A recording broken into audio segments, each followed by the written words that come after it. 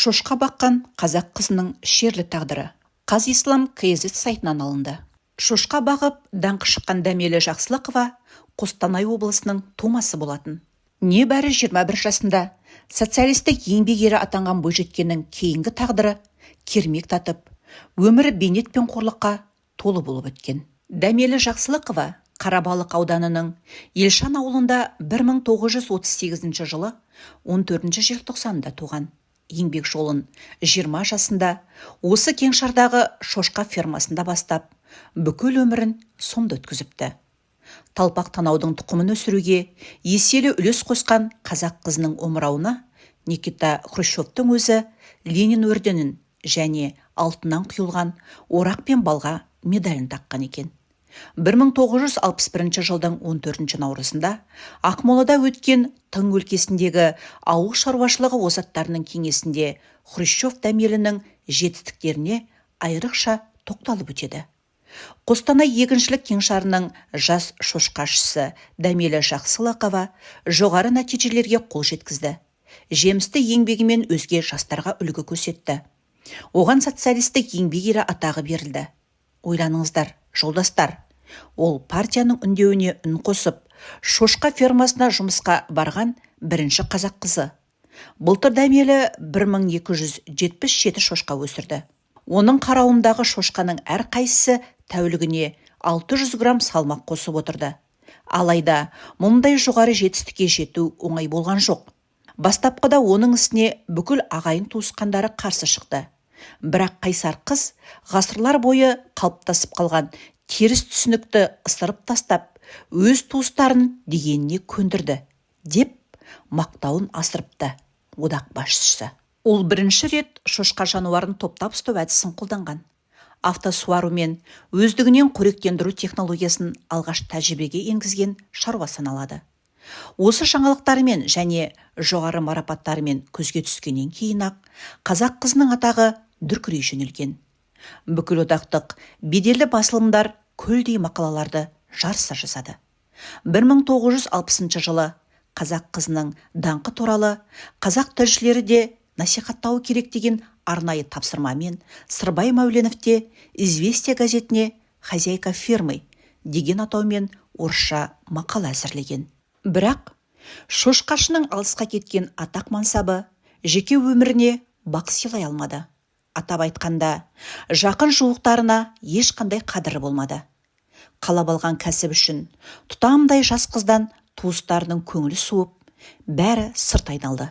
1961 жылы 15 ақпанда Ленинская смена газеті Жақсылықованың ВЛКСМ-нің 9 пленумында сөйлеген сөзін жариялайды. Комсомол қыз сол мақалада айналасындағылардың өзіне деген қарым-қатынасы туралы былай баяндаған екен. Анамның өзі осы мамандықты игеруіме үзілдік-кесілді қарсы болды. Тіпті жұмыстан шаршап келгеніме қарамастан үйге кіргізбей қойды.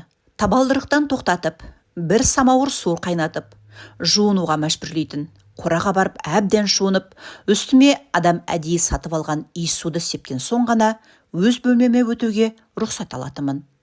Менің заттарым да үйдегілерден бөлек болды. Тамақ ішетін ыдыс-аяғым, сүртінетін сүлгіме дейін бөлек тұратын. Бірақ бертін келе анам жұмысыма қарсылық білдіруін қойды, депті онда Дәмелі Жақсылықова. Ленинская смена газеті 1961 жыл 15 ақпан. Кейін ол тракторшы ауылдасы Иван Рогальский деген адамға тұрмысқа шығады. Аз уақыттан соң қазақ қызының азан шақырып қойған аты ұмытылып, Валя аталып кетеді. Екеуінен 3 ұл туып, бәрінің есімі орысша қойылып, ұлттары неміс деп көрсетіледі. Ал жақындарының Валяға деген жек көрініші тіптен арта түскен. Ауыл қазақтары «Тфу, кәпір» деп артынан түкіріп, доңызбен алған атағын құрсын деп көрген жерден табалай беруді үдетеді. Отбасы ақыры көршілес ауылдардың біріне көшіп тынған. Күйеуі екеуі 3 баладан 3 немере көрді. Қара жұмыс әбден қалжыратқан, ағайындарынан алысталған кексе әйелдің жалғыз жұбанышы солар болды.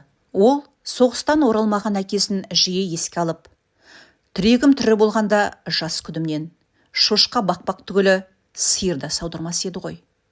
Анам неге райымнан қайтармады екен? Неге әлсіздік танытып көне салды екен? Деп өкініштен көз жасын сығып алатын.